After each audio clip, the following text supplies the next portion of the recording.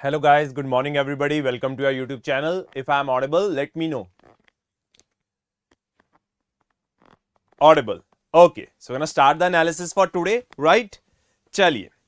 So let's look at this news that is there in the front page. It says Chinese research vessel enters Indian Ocean heading to mail, say trackers. Now, this is quite evident with the circumstances that have unfolded in the recent time, that is between India and Maldives. We know there has not been the good relations that has been there.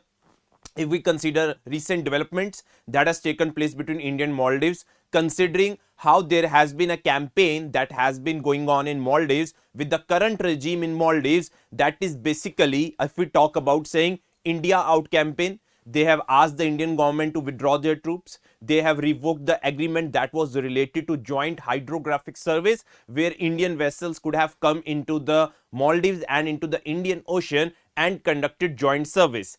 In this context, we know that recently Maldivian president visited China and there has been a certain bonhomie that has been established between Maldives and China. Now, in this context, what we are witnessing is Chinese vessel or the research vessel has entered or is heading to mail. Now, this is a serious concern if we consider these development in the context of security aspects, in the context of that Maldives is getting far away from India. Now, if China is being allowed to entertain in Maldives, so why wasn't India entertained? Why was there a problem with the Maldivian president that he didn't want that Indian vessels should be there near to the Maldives, right? But this thing is absolutely clear that Maldives is having a certain campaign where it wants Chinese investments, Chinese presence in the Maldivian region, and that is detrimental to the interest of India. Plus, one of the things we have to understand is China has been over the years have been encircling India through its string of pearls policy, where it is encircling India. If we talk about in the case of Myanmar, we talk about Maldives, we talk about Sri Lanka, we talk about Pakistan, how China is been encircling India. Now, in this context, if this is a research vessel, yes, it is a research vessel, but in the upcoming time, it could be used for intelligence purpose against India, which could be a major detriment to India. So, as a result, these developments also bring a certain fear among the certain proponents of the free Indo-Pacific policy. Why? Because if China will have start its presence in this region, then it could be leading to the same circumstances that we have witnessed in South China Sea, where China has aggressively asserted its sovereignty over the areas that is basically part of exclusive economic zone of Philippines, and it has set up artificial islands there. The time will not be far away where China might be having a lot of presence in the Indian Ocean, and as a result, it is a major blow to India's foreign policy. Now, in this context, India has to be vigilant. There is a high level meeting that is scheduled between India and Maldives, and certain aspect needs to be addressed if we are seriously looking towards making sure that India and Maldives relations are back on track, and that is the need of the hour. If India and Maldives are able to, let's say, bring their relations back to the era of Soli, that was the earlier regime of Maldives, then it could be a better foreign policy. So in this regard, we have to see what happens in the future. But right now, if we see the India's prospects in this region, in the Maldivian region, then they are quite slim, and we have to hope that might be over the time there could be certain change in the thought process by the Maldivian government. I hope this aspect is clear to everybody, and I have repeatedly said this point that this particular area, when we talk about starting from Red Sea, going into Gulf of Aden, then into the Arabian Sea, very, very important from an examination point of view. Plus, whatever islands we can see in these region, they are also very important, because UPSC tries to answer or ask the questions on these lines only, right? So, the areas which are in conflict right now, you must be going through the maps, because map work is also important. Because what we seen in the last examination in UPSC 2023 prelims, there were a lot of questions that were based on map based, right? So around 8 to 10 questions were asked, and we have to be very much careful कि हम इन questions को miss नहीं कर सकते. Okay, now moving to the next aspect, I'm going to directly go to the editorial page because it is most important, right? Okay. I think everybody knows that yesterday on the Pran Pratishtha ceremony that was led by our Prime Minister, there was a declaration that there will be 1 crore rooftop solar panels that would be installed in Ayodhya, right? So that is a big we can say boon when we talk about in context of India's transition away from fossil fuels to renewable energy. It achieves certain certain points for India, like it will help us in reducing the carbon footprint as well, plus along with it, it will help us in attaining Paris agreement as well, right? So both the aspects are very important when we talk about, let's say कि एक तो हम solar panels की तरफ move कर रहे हैं, rooftop solar power projects की तरफ move कर रहे हैं, and second of all, it will help us in combating climate change, reducing carbon emissions, and achieve the objectives that India have placed under Paris agreement, that what they are trying to achieve. Let's say one of the target is to achieve 50% of our energy requirements from renewable energy by 2030, and by the way we already reached the 40% mark, but there is a one bigger target as well apart from this, that is we have to reach 500 gigawatt of energy coming from non-fossil fuel sources by 2030. And if we see the right now installed capacity, right now if I talk about that, we have a target of generating 500 gigawatt of renewable energy by 2030. And in this context, if we see the present scenario, the right now installed capacity by November 2023, right, this is the latest data that we have from the various sources, it is around 179 gigawatt, right? So ये एक aspect हमें पता होना चाहिए. Okay, I hope this aspect is clear to everybody. Okay.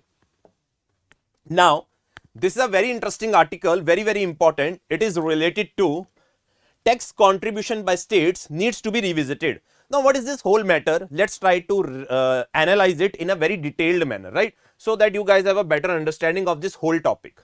Now, one of the point you have to understand is that Finance Commission has been constituted after every 5 years, and there is a provision in our constitution in the Article 280, right? So let me talk about over here, that is Finance Commission. Now, Finance Commission is mentioned in Article 280 of the Constitution.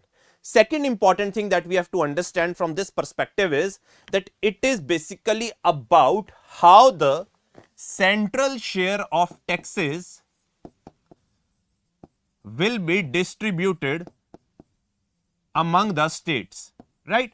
So this is also a very important provision कि center से कैसा distribute होगा पैसा states के अंदर. Now, starting from let's say various finance commissions that we had, when we talk about let's say 14th Finance Commission, right? Right now 16th Finance Commission has been constituted, but when we talk about 14th Finance Commission, then it recommended that out of central pool of taxes that we have, there has to be a very important, whenever the money is being shared from center to the states, we call that as a vertical devolution, right? I will write down it, very important, vertical devolution.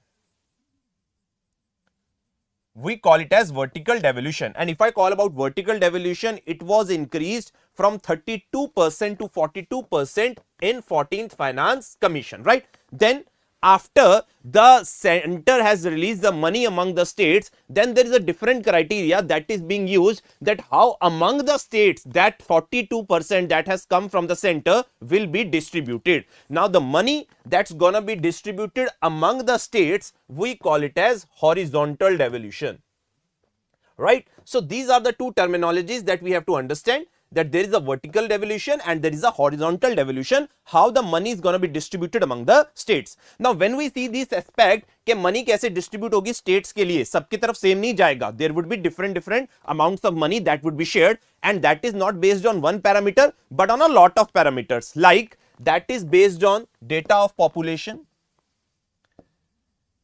then it is based on forest cover, right? So these are income distance. So these are certain parameters that are being used in order to determine how much money would be shared among the, let's say, among the states. कैसे states के अंदर अगर 42% devolution center से हो रहा है तो कैसे share होगा. Now when we talk about 15th Finance Commission, very important, 15th Finance Commission ने ये जो vertical devolution थी, very important, it changed it from 42% to 41%. This is also very important point that we have to understand. Earlier it was 42%, then it was shifted to 41%. Now one of the point we have to understand is, till 14th Finance Commission we were using the data population that was figures of 1971, but in 15th Finance Commission we changed the data to 2011 census. So as a result, southern states were not happy with this provision. Why? Because they have been using or they have been involved in population control measures. So as a result, their population had declined after 1971 as they had taken population control measures as compared to northern states. So northern states got a little bit of advantage over here. Why? Because they didn't take such population control measures as compared to southern states. So when we speak about the when we talk about the northern states, they got the more share among that 41% that was shared. Now, one of the point we have to understand in this context, that the major theme of the editorial right now today is, earlier till 8th Finance Commission, tax contribution by the states was a factor that was being used, how much money would be shared among the states. Like I have mentioned these points, 8th Finance Commission तक tax contribution को भी consider किया जाता था. But since 10th Finance Commission, it is not used as a determinant in calculating how much money will be shared among the states. So this is the problem and this is the point that they are raising. Let's say if any state has made certain measures, वो बहुत अच्छा perform कर रही है, tax collection के लिए अपना tax network को वाइड कर रही है, प्रॉपर मेजर्स ले रही है, so as a result that factor shall be taken into account and that state shall be given certain compensation when the money has to be distributed, like in the case 41% at which was recommended by 15th Finance Commission. So the prospects that are being discussed are कि जब 16th Finance Commission की report आएगी तो क्या उसमें tax जो contribution है उसे कंसीडर करा जाना चाहिए या नहीं करा जाना चाहिए. So this is the major point that is being discussed, कि whether this shall tax contribution shall be considered or not. Now, if tax contribution is considered, you can compare various states, like in the case of GST as well. Now there is a parameter where you can calculate that how much states have contributed in the context of GST, and on that particular performance, you can have a certain contribution. Plus, if a certain state will be knowing this fact that it might get a better share when the money is coming from the center, when their performance will be better, so most of the states will be having a certain competitive ideology. It will promote competitive federalism on lines of NITI Aayog as well. Plus, it will make sure कि वो GST में भी increase लेके आएंगे, revenue भी increase करेगा और states की तरक्की होगी, and overall it will lead to a contribution to rise in central GDP as well. So these are certain points that we have to understand when we talk about this whole topic of tax devolution, right? So Finance Commission की जब हम बात करते हैं, it talks about how money has to be devolved from center to the states, and among states what are the parameters that has to be sought when we are sharing the money. And in this context, the major demand that has been coming is related to this tax contribution. That is the heart of the debate that is being discussed right now. I hope this aspect is clear to everybody. I have tried to detail it in a very simple and a very holistic manner. Okay. Now, moving to the next article, it is related to the idea of one nation, one election is against federalism. Now, we have discussed this a lot earlier when a panel had been formed under former President Ramnath Kovind. Recently, they had a meeting, so that is why this is again in the news, where they are trying to discuss the aspect of one nation, one election. There are certain pros, there are certain cons. So right now, they are trying to discuss the cons that are there in one nation, one election, and somehow they are trying to say that it is against the principle of federalism. Let's try to understand this whole topic again. Similarly, we had done for the tax devolution. Now, when we talk about one nation, one election,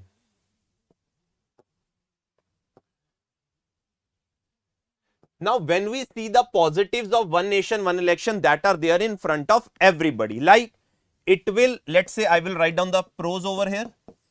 Now, if I talk about the pros about one nation, one election, simply what we have seen over the years is कि हर time India में एक atmosphere बना रहता है election का.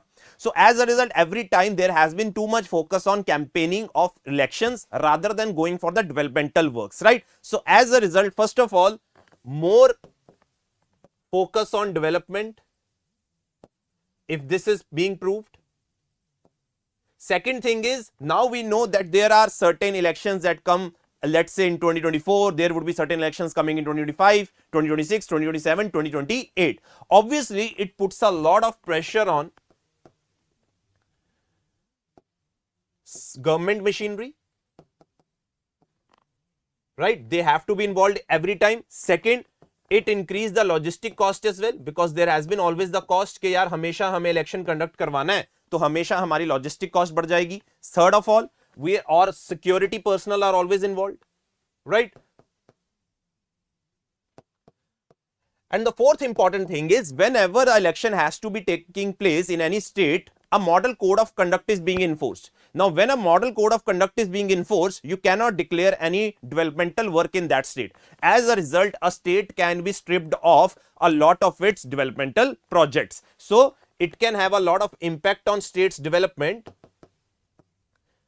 because of enforcement of model code of conduct.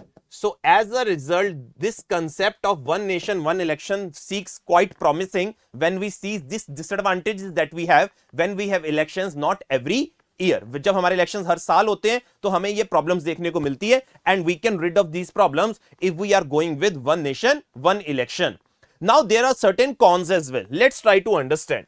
Now when we talk about one nation, one election, let's say कि elections हो रहे हैं और एक ही बार होगा.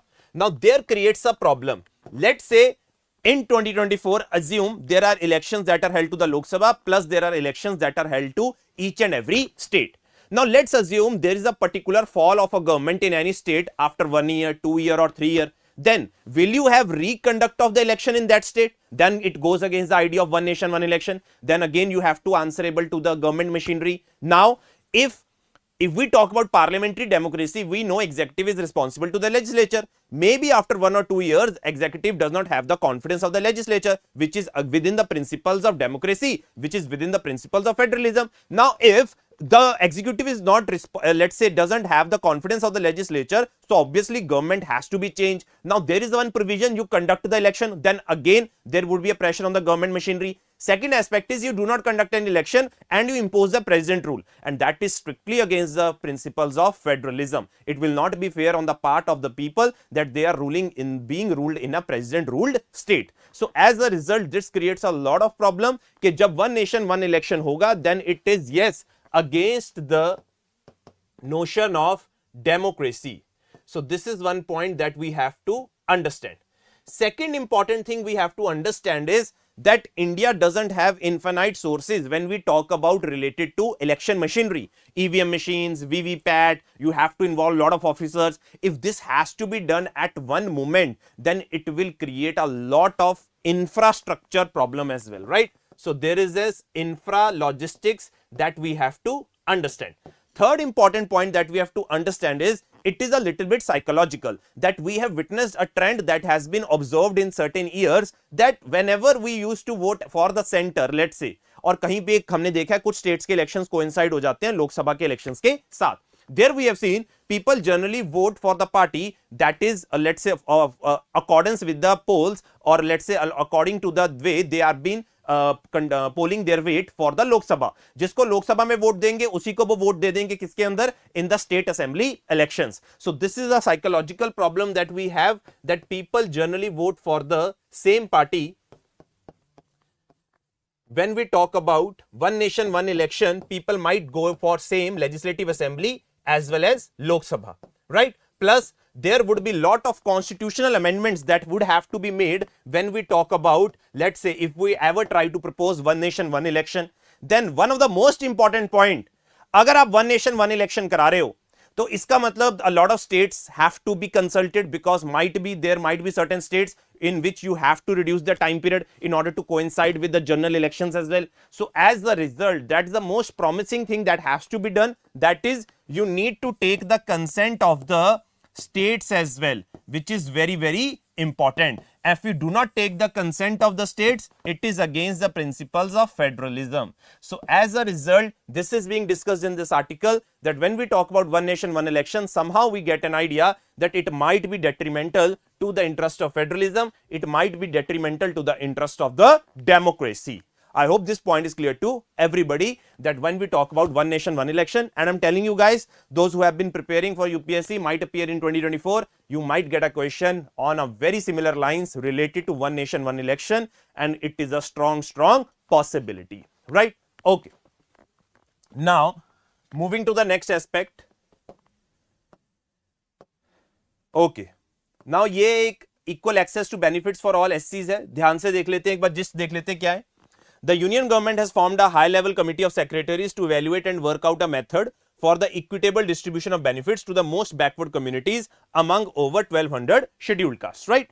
Now, the Madiga community that constitutes at least 50% of SC population in Telangana for decades, the Madiga community has said despite their numbers, they are crowded out of government benefit meant for SCs, including reservations, and by the Mala community, another SC which is dominant and relatively forward. The erstwhile Attorney General of India had opined that the subcategories of scheduled caste was possible and that the constitution should be amended to bring this about. Now, there has been a subcategorization that has been made in context of OBCs by the Rohini panel. Now, there is this another thing that has been now mainly a problem, that all the SCs castes that have been listed are not getting the enough benefits. As a result, there has been a one case study that has been discussed over here in the context of Telangana, that where a Madiga community, despite being their numbers more in terms of SC population, they have not get the desired results because they have been, let's say, overpowered by another community that is by the name of Mala community. And now the Attorney General, if we talk about the erstwhile, had also said कि सब categorisation करने की जरूरत है so that we are able to give the benefits to the community that requires the most,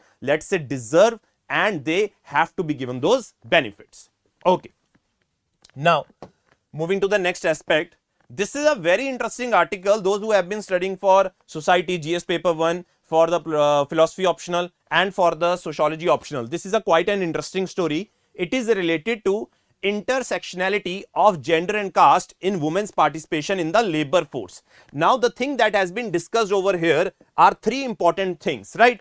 One is the gender, second one is the caste, and third one is the labor force participation rate. Now, one of the point that we have to understand is when we seek, let's say, economic participation of people, we generally see in terms of whether people, whether men or women, have been participating in the labor force participation rate or not. So, this is a general criteria that we have where we try to see the economic development of a particular gender. Now, in this context, what we have witnessed over the time period, that generally what we have witnessed is that women have a very low labor force participation rate. Now, I can also categorize it कि जब यहां पे मैं इसको और ज्यादा break down करता हूं, then we see that women have a very low labor force participation rate in the formal sector. But yes, there has been a increase in the informal sector, but not in the formal sector. But when we talk about women's contribution in informal sector as a part of labor force, it is primarily limited to agriculture sector. ये कहां तक limited है? सिर्फ agriculture sector तक ही limited है, इससे ज्यादा नहीं है. Because if you want to go beyond this sector, let's say manufacturing and services, somehow we have seen that women in our country do not have that much access to education. As a result, they are just being more employed and they have opportunities more in the agriculture sector, where the kind of unemployment we see is generally disguised unemployment, despite being women part of the agricultural labor force. So, we see that women have a very low labor force participation rate in formal sector. They have a very, let's say, a little bit higher rate of participation in informal sector, primarily in agriculture sector, but not in the manufacturing and the services sector, because they lack opportunities, because they do not have that level of education. Now, which factor plays a very important role in this context? In this context, gender and caste plays the most important role. Now, we have seen that there are very much, we can say, hindrances and deterrents that are created by caste, that basically not allows women to, let's say, get access to education. And when we talk about gender now, in the context of gender, what we have recently witnessed is कि women को ज्यादातर बोला जाता है कि नहीं, आपको household काम ज्यादा करना है, you shall not be going outside, you shall not be working. As a result, when these two things meet, we generally see कि जो women may be from the higher caste, those who have got access to education, they might be able to get a job, but we have witnessed in that context as well, this is according to a study, their labor force participation is very low even in the formal sector. When we talk about women who have, let's say, from a particular gender, agar hum baat kar rahe hain women ek gender hi hai, right, and when we talk about women from a higher caste, but when you combine it with the lower caste, then you see that women do not have access to education. As a result, there are a lot of deterrents that are created on the women, and we do not give them the opportunity as equal to their male counterpart. As a result, they are not able to secure the labor force participation rate that they need to secure in order to move up the social pyramid, right? Now, one of the point that we have to understand is when we talk about society, when we talk about societal status, when we talk about gender equality, these are very important things that we have to understand, where we have to provide opportunities to women so that they are also able to climb up the social ladder. Because what we have witnessed is, यार women के ऊपर बहुत सारी disabilities impose करी जाती हैं, क्योंकि आप वुमेन है, आप नहीं, आपको एजुकेशन प्रोवाइड करनी, या जो वुमेन लोअर कास्ट से हैं उनको इतनी इक्वल अपॉर्चुनिटीज नहीं मिलेंगी, जिसकी वजह से हम देखते हैं कि उनका लेबर फोर्स पार्टिसिपेशन रेट बहुत ही कम देखने को मिलता है, mainly in the manufacturing and the services sector, that needs to be corrected. So as a result, what is the first and the foremost thing is, despite being of any gender and caste, the most important thing that is required in today's world is access to education. If you are educated, you have a better chance that you might be able to eligible in the labor force participation rate. I hope this point is clear to everybody. And when I talk about LFPR, so it is actually let's say अगर इसका formula हमें बताना हो तो क्या होता है, women number of workers employed plus number of people looking for jobs but not employed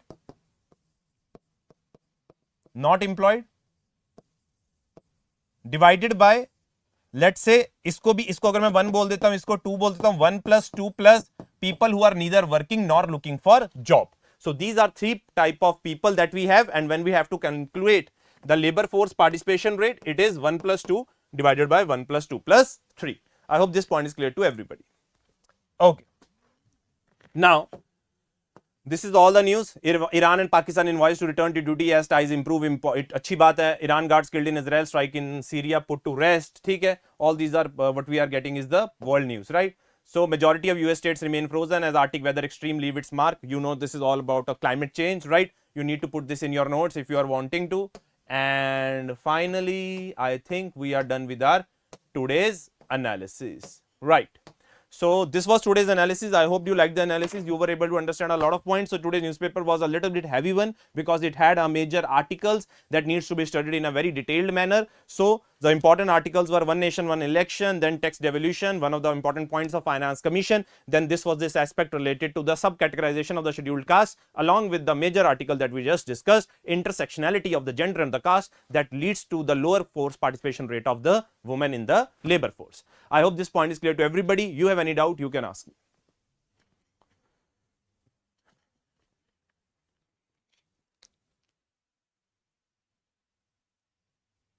Okay. So someone has a question, हमारे relationships side में, neighborhood में इतने खराब क्यों हो रहे हैं? See, one of the point that we have to understand is, let's say when we see the situation of India, right? Let's say this is India. Now when we see the neighbors, all of them require money. ठीक है, everyone wants to ramp up their infrastructure and they want certain kind of investment, whether it is Sri Lanka, we know our neighbor Pakistan, right? We talk about, let's say, Myanmar, we talk about Bangladesh, we talk about Nepal, we talk about Bhutan, we talk about Maldives. Now, 2 aspects play a very important role. One is economic aspect, where people are trying to get the investments, and China right now has a lot of, let's say, superpower capabilities, and as a result it is able to invest in Bangladesh. यहाँ पे military कूप करवा पा रहा है, यहाँ पे ports बना देता है, यहाँ पे इन्वेस्टमेंट प्रोवाइड करता है, यहाँ पे CPEC बना देता है, China Pakistan economic corridor. But second thing you have to understand is that there have been certain tensions that have been built over the time period as well. That is, if we consider the case of Nepal. Nepal earlier used to be a very good partner of India, right? हमारा तो भाई का ही, हमारा तो big brother का relationship था उनके साथ. But somehow what we had seen is, जब नेपाल अर्थक्वेक आया था 2014 में, उसके बाद हमारे रिलेशंस डिटोरेट हो गए. हमने इकोनॉमिक ब्लॉकेड करा, जिसकी वजह से काफी रिलेशंस खराब हुए और नेपाल थोड़ा चाइना की तरफ टिल्ट करना शुरू हो गया, right? So there could be certain drawbacks that are there from our side as well, that has resulted in this scenario. Now when we talk on Maldives, earlier वहां पे जो प्रेसिडेंट थे, सोली थे, वो प्रो इंडिया थे. But अब जो आए हैं म्यूजू करके वो बिल्कुल ही एंटी क्या है, इंडिया है। तो ये भी एक प्रॉब्लम है जो हमें यहां पे फेस करने को मिल रही है। So that is why our relations are not improving because there could be certain, let's say we are being not proactive in getting our relationships correct, right. और मेजर जो डेटरेंट है हमारा, जो हमारे रिलेशन इंप्रूव नहीं होते हैं, सबसे इंपॉर्टेंट तो इंडिया पाकिस्तान का ही है। अगर ये इंप्रूव होंगे slowly and slowly, then we can see our relations improving over the period of time, right guys. So thank you so much. We will see each other tomorrow, same time, 9 a.m. Till then, take care. Bye bye and enjoy.